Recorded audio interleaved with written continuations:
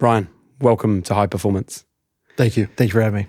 So you're heavily involved in Como FC, but I don't really want this to be a conversation just about football. I want this to be a conversation about people having big dreams and then pushing through the perceived barrier to make those dreams come true. Because I think that there was a time where Como FC was, and I say this lightly, was just a football club. Still very important. It was a football club, but it was just a football club. And I think that there was a moment where you stopped behaving like a football club, trying to survive in the world of football and to become something much bigger. So this is really about how you take something that the world thinks it understands and turning it into something that is impossible to ignore. And I believe at the moment, Como FC is impossible to ignore. So thank you very much for joining me for this conversation. Oh, thank you. Thank you. Honored to be here. I hope you don't find this too weird or stalkerish, but I am basing the conversation around some of your excellent LinkedIn posts. So I want to start with the fact that you wrote on LinkedIn, you wrote that in your first summer in Italy, you constantly heard the phrase at Como, "It's impossible." But that phrase has not been uttered at the club for over 2 years now. So many of our listeners will be so used to people telling them things are impossible. I'd love to understand how you managed to eliminate that word from the vocabulary at the football club. Oh, I think it's really just from the top of the organization, from our president Mirwan, really just instilled a belief within the organization that the statement of something being impossible or the answer being no, the first statement to a challenge being no, was simply unacceptable. It was we know things are going to be hard. We know things at times don't flow exactly the way you want them to. But the question we always ask ourselves is, what would it take for this thing to work? Not simply, it's never been done before. It can't be done. Is impossible is the phrase that I heard, and we were able to change it. Is impossible. And we've been able to change that. And I think we've run into a lot of things. We've done a lot of amazing initiatives over the years that no one would have thought we could have achieved, particularly in such a short period of time. And it's both on the pitch, off the pitch, and how we presented ourselves to the world. Would you give us an idea of something that people around the club thought is impossible? You made it possible. Yeah. And how you did that? Yeah, I think, one statement I heard very early on, there was often a conversation, unofficial conversation, but about the timing of promotion and if the club was ready for a promotion to Serie A, whether it was the stadium was ready, whether the community was ready. I was told at one point late in the 23-24 season that we would never draw 8,000 fans at a match. It was impossible. It could not happen.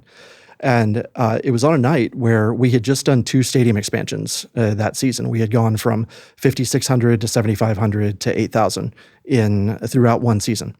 And on the night that I was told we would never draw 8,000 supporters, we were playing Parma right at the end of a promotion battle.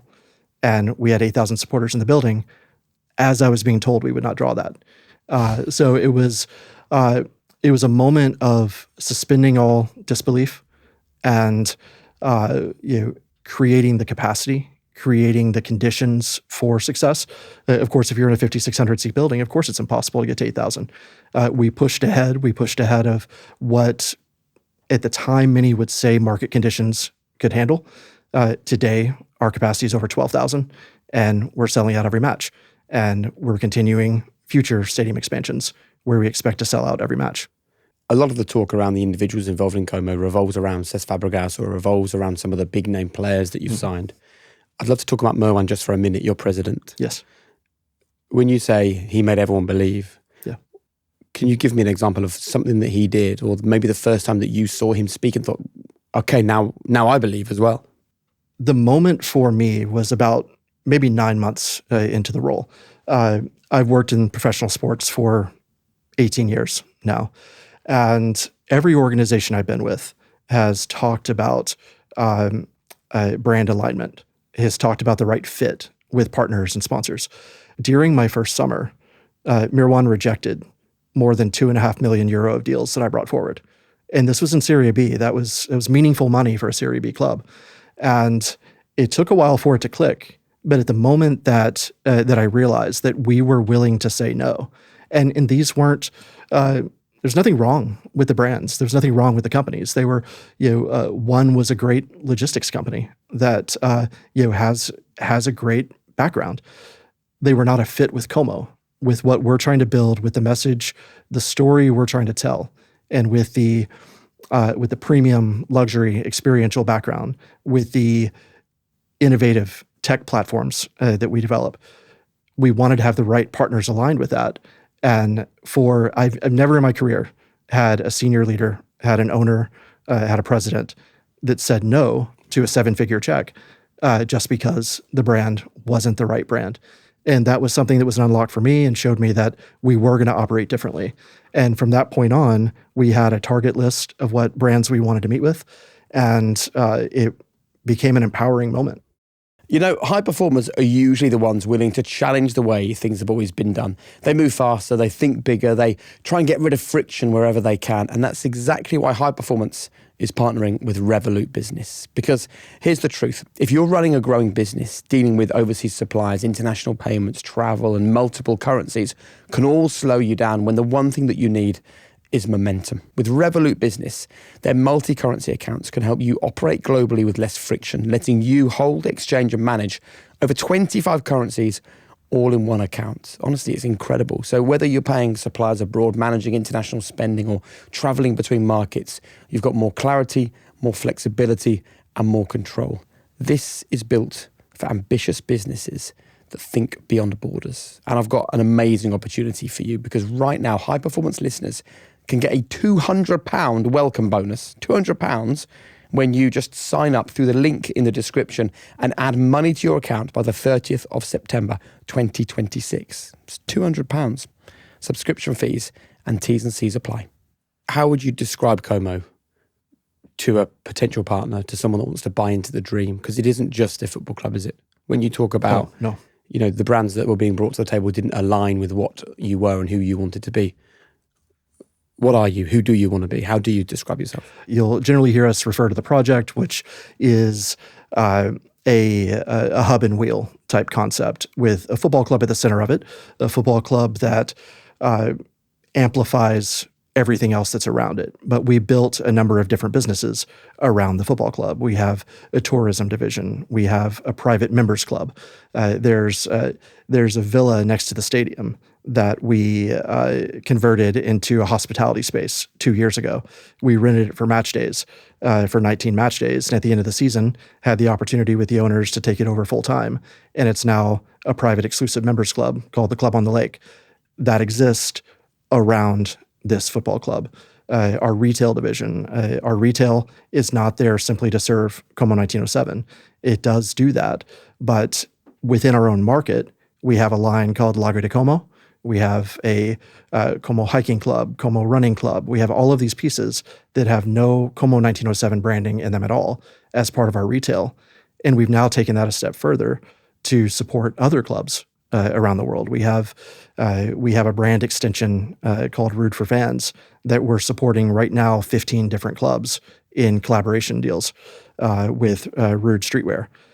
So all of this exists around the football club.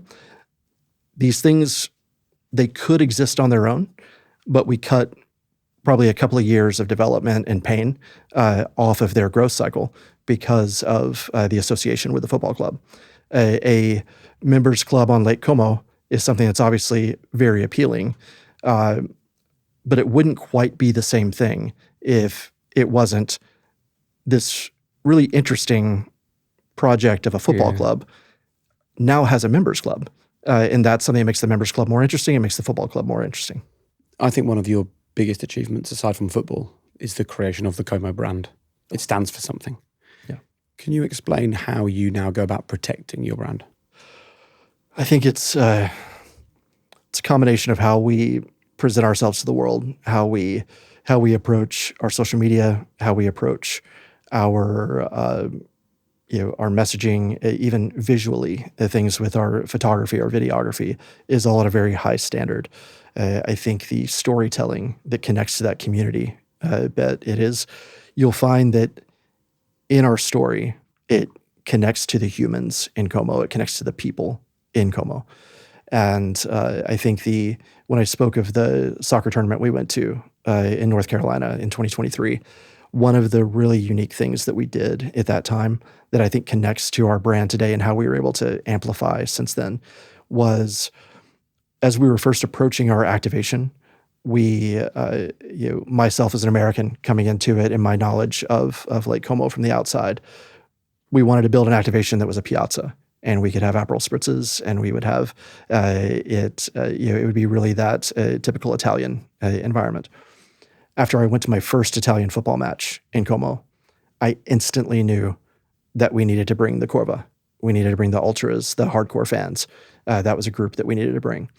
So we selected 25 individuals to bring over. We paid for flights, we paid for hotels, brought them over, and actually created at this 7-a-side tournament in North Carolina. We had our own ultra section, and they had their banners, had their flags, had everything.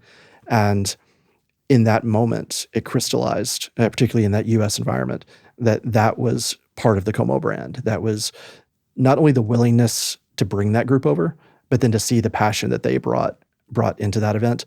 The first match, it was the 25 supporters.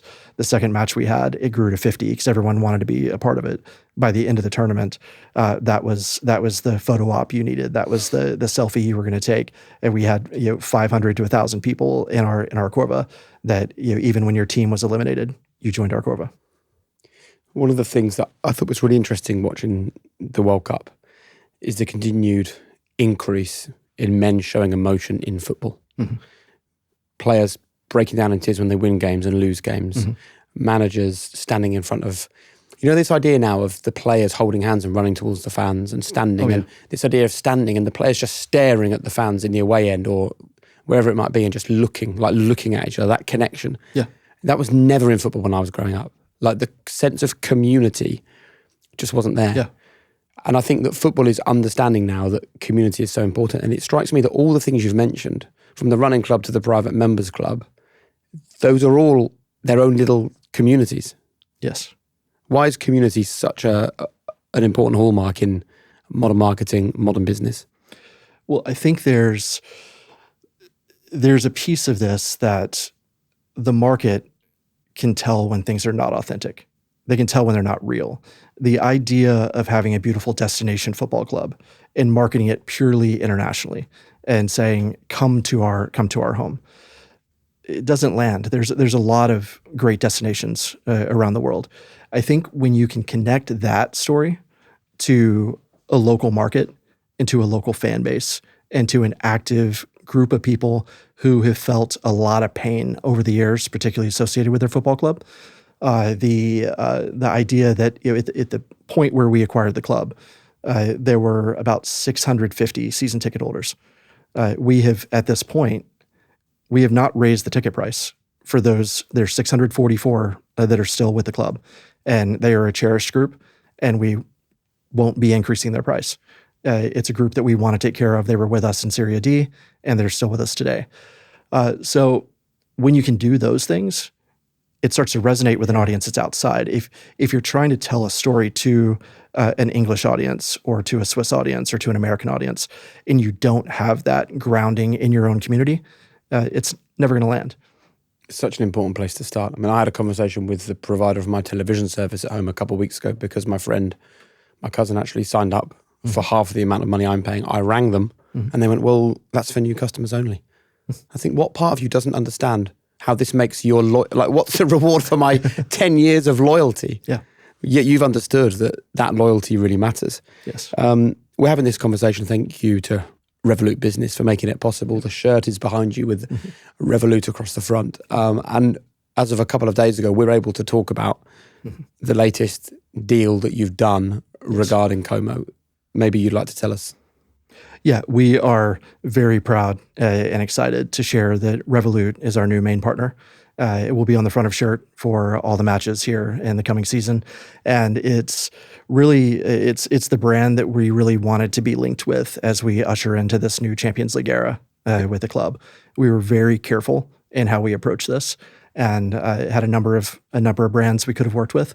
And I think just what we experienced in this first year of the partnership with Revolut told us that as we move into the future, they were the brand we wanted to be with. Okay, so for people listening to this that might be on your side of the fence, but equally people that might be listening to this and they're on the brand side of the fence and they're looking to do deals with groups like Como. When you say it's been a great first year and we want to do more with them, what does a great partnership look like, and what have you done with Revolut that can explain that to us? Yeah, I think there's been a number of things we've been able to bring to life, whether it is helping serve some of their customer acquisition needs with how we approach our ticket sales process, and creating a real genuine opportunity for Revolut customers to get early access to tickets, get early access to retail sales, and to very special moments. We've also been able to bring them into to many other parts of our internal business, whether it's through the Revolut Business programs and how we manage money across the club, how we manage all of our finances and expenses. So great partnerships then are no longer about, we will put your brand on our shirt and you give us a load of money. Yeah, it's about an integrated relationship, right? That brings value outside of just the branding. Is that right? Yeah, it is. And I think part of when I talk about why Revolut specifically is such a great partner and so interesting, it's that we are an innovative company, particularly from a tech standpoint. That's something that is somewhat behind the scenes with us, where when you think of Como, you think of the luxury, you think of the lake, you think of the relaxation and La Dolce Vita and all of that. But we're also, a big part of our success has been driven by our tech platforms, our data teams, and having a company like Revolut that we can co-develop programs with as we work over the next year. One of the elements will be a consumer-facing deliverable that we're co-building with their team and with our team. That's really interesting. So you can kind of almost act as a testing ground for things that they want to do and that you want to do. Oh, absolutely. We are a very willing partner. We've said in all of our conversations that we want to be a guinea pig. If there are new programs they'd like to roll out, we want to help them test. And I think we're uniquely positioned with the tech teams that we have to. Anyone can do the testing. Anyone can be the first to roll something out. I think we're in a position to give appropriate feedback as well. I want to talk about, it's not just about bringing partners to Como. Mm-hmm. It's also about bringing people to Como. And a lot of us have seen the big names that arrive, and we can talk about some of the big names, but I also want to talk about some of your youth talent, because the truth is it's really been built on youth, but the headlines are grabbed by the big name players. Yeah. When a big name, when a World Cup winning or a Champions League winning player or coach walks through the door, do you think you're buying talent, or do you think you're buying standards? Standards. I think it's buying culture is what it is. And I think that what we've seen with a lot of this is these are many times individuals that Cesc has played with himself and has the relationships with, and understands what those X factors are that these individuals will bring into a locker room, bring into a clubhouse. Can we talk a bit about Cesc? Yes, please. So he walks through the door. Yeah. You get your first chance to see him in action. Yeah. What are your emotions at that point? Yeah. Well, first, seeing him as a player was remarkable. Yeah. It was great to see. And then being able to work with him directly as we had our first international exposure ever for the club when we played in a 7-a-side kind of promotional friendly tournament in North Carolina in the summer of 2023. And working directly with him as he was coaching our team at that point and having that first kind of coaching experience. He was working on his badges at the time, but it was seeing him work with not only a few first team players, but our academy players, and understand that he was going to be special in his second career as well. What did you see that convinced you in the hierarchy at Como that he would be special as a manager, not just as a player? He wanted to win the league. He wasn't looking for a playoff spot. Everyone, you could tell on the pitch, in the stands, in the community, everyone was holding on to the hope of a playoff. Cesc wanted automatic promotion, and that was the goal. That was the ambition. That's what they went for. And they played lights out for it. the whole second half of that season. And obviously we had Ocean Roberts leading the team as the caretaker manager, Cesc working right alongside him as Cesc got his badges and came into Serie A. I think any other club in the world comes into Serie A in our situation, first time back in the league, top flight in, I believe, 21 years. You're just hoping to stay. Yeah. You just want to keep out of those bottom 3 spots. And that wasn't our ambition. It was top 10. And we wanted to be in the top 10. And we did finish that year in the top 10.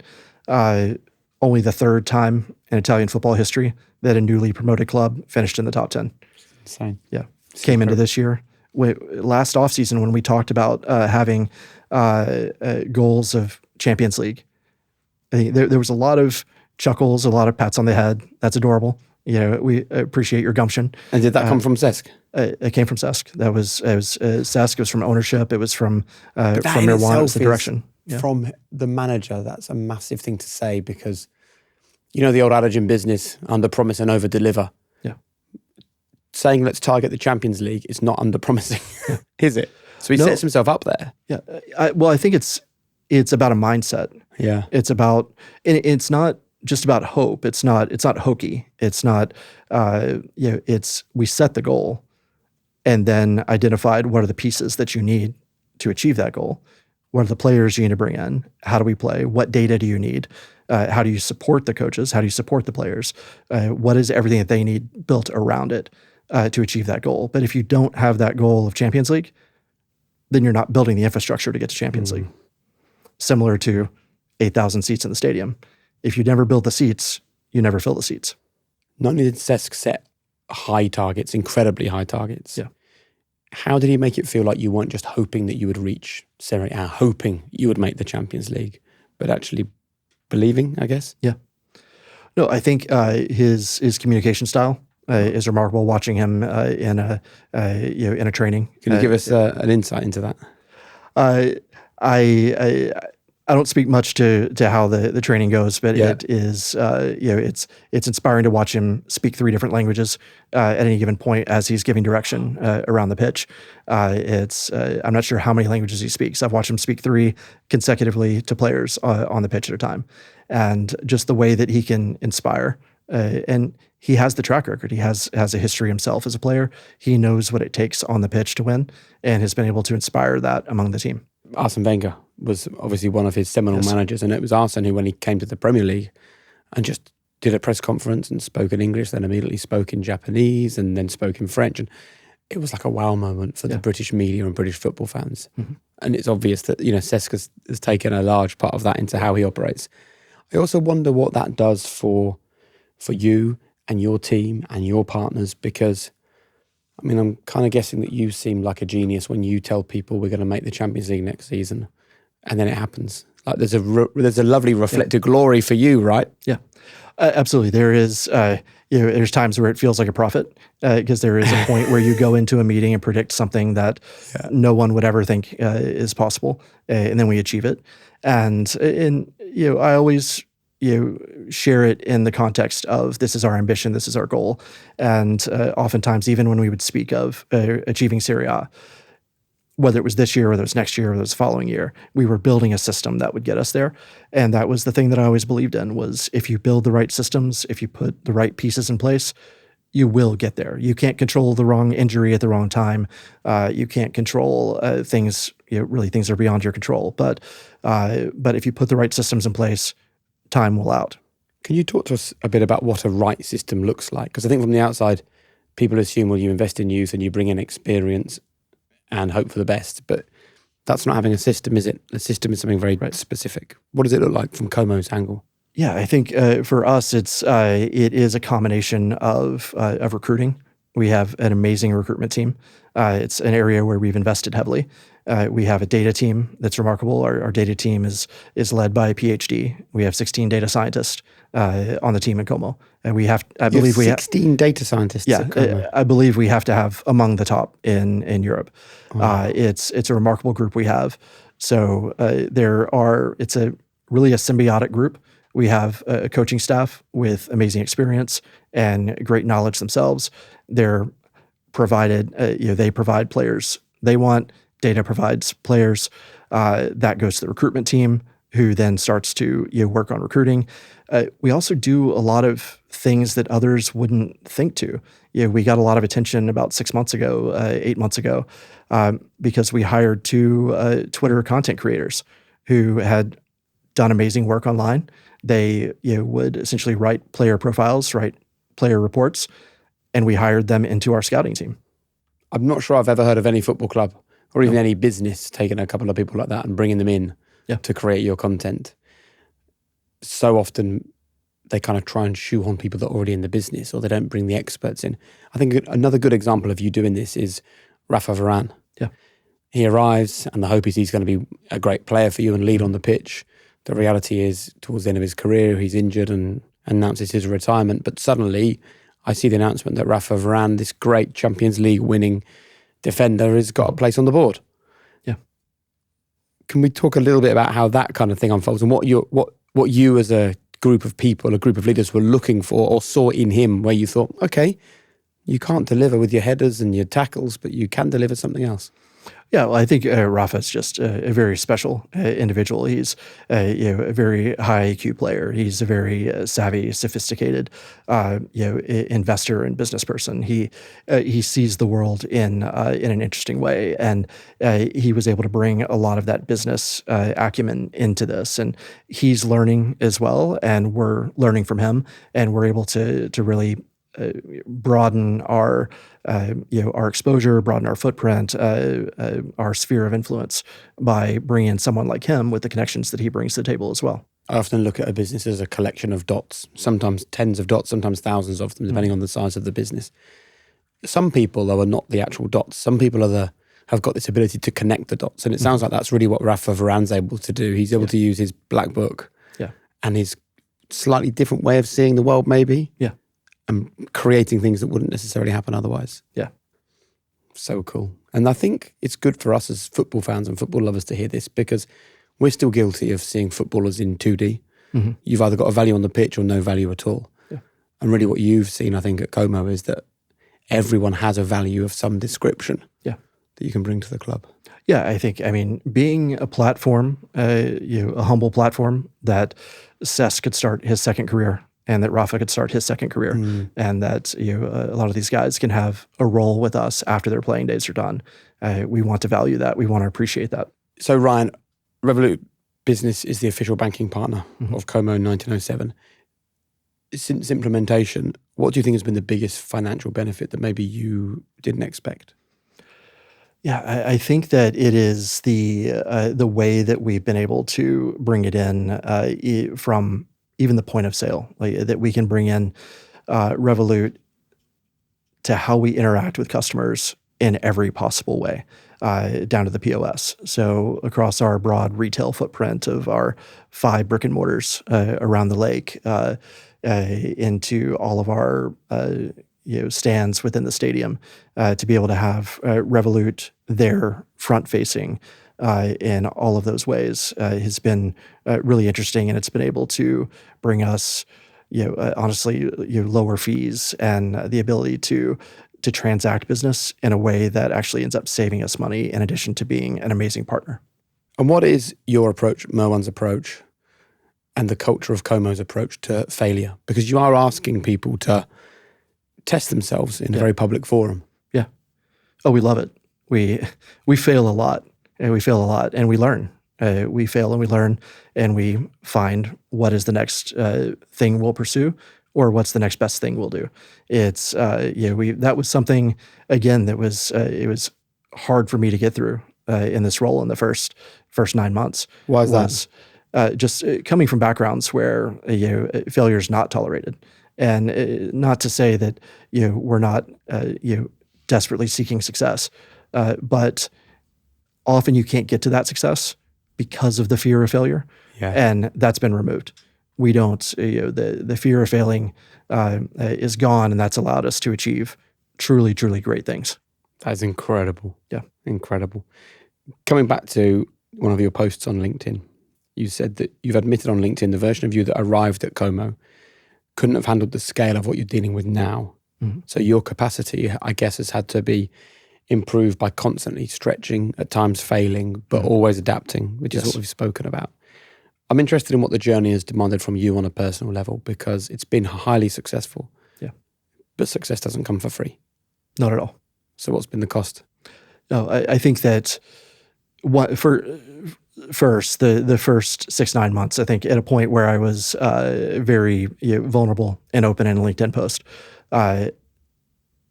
it did not feel, I felt like I was going back to the US for much of that early time.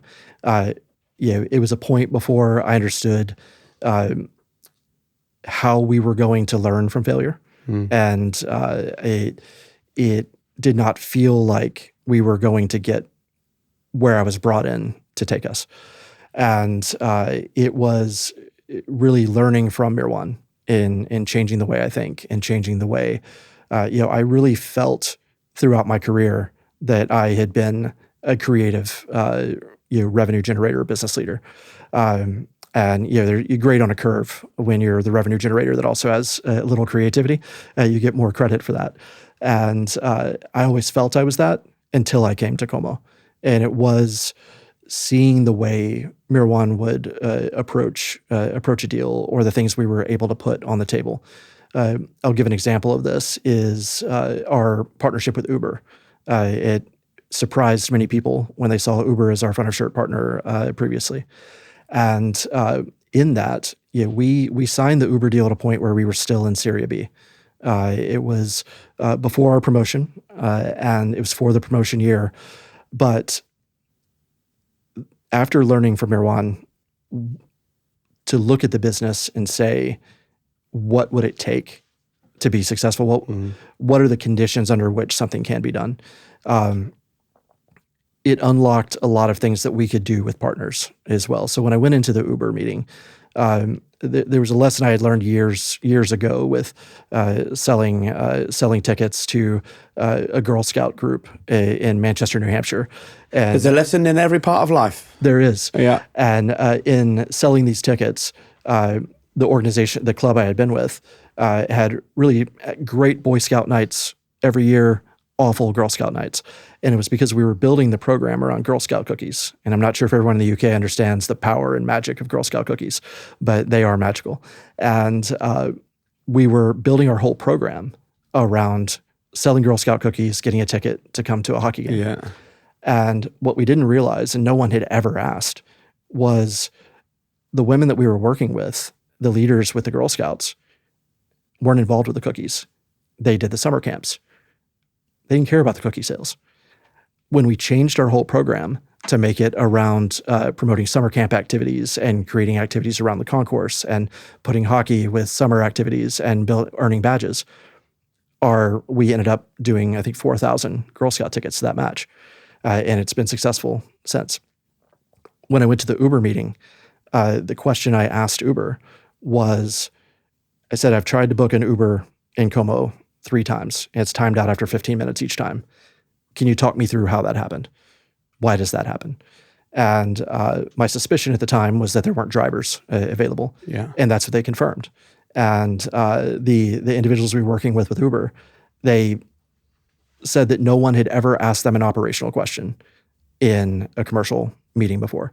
They meet with clubs every week. Everyone wants to work with Uber. And no one had ever asked them that type of question.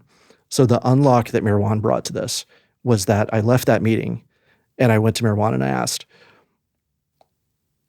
if we can get Uber on the front of shirt, would you be willing to stand up a transport company where we solve their driver problem?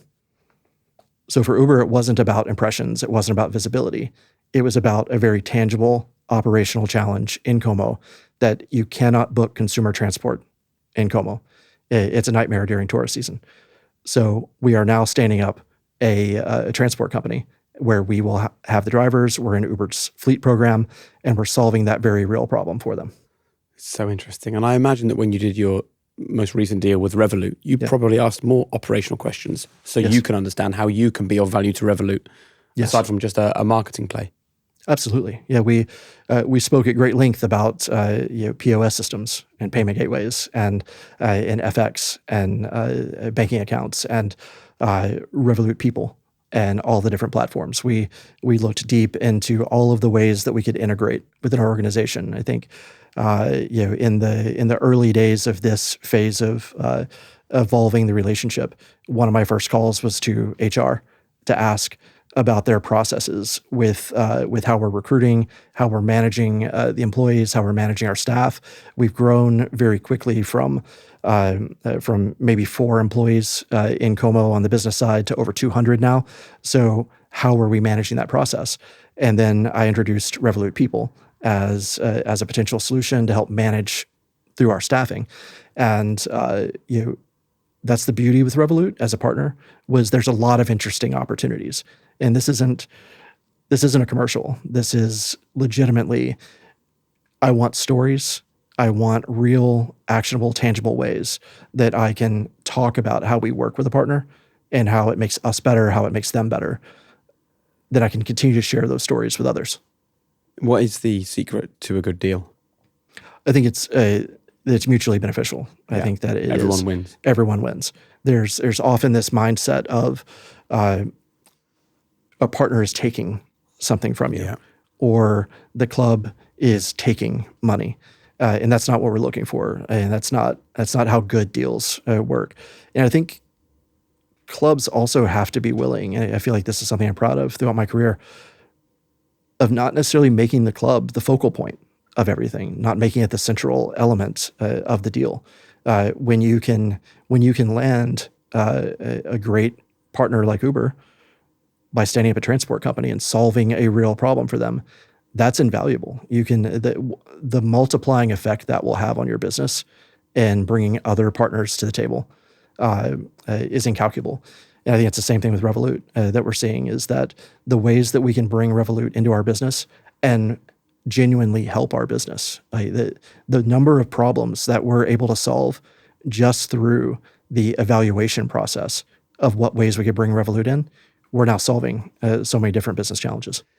Talking of challenges, I think one of the biggest challenges that you have now is an expectation. Mm-hmm. There was no expectation when you first walked through the door. Yeah. But now it's like, well, if you don't qualify for the Champions League this season, do you get rid of your manager or get rid of your players or start asking questions? Do you get booed off the pitch? The world changes when expectation becomes part of it. So what's the plan that you have at Como to manage the fact that you now have expectation?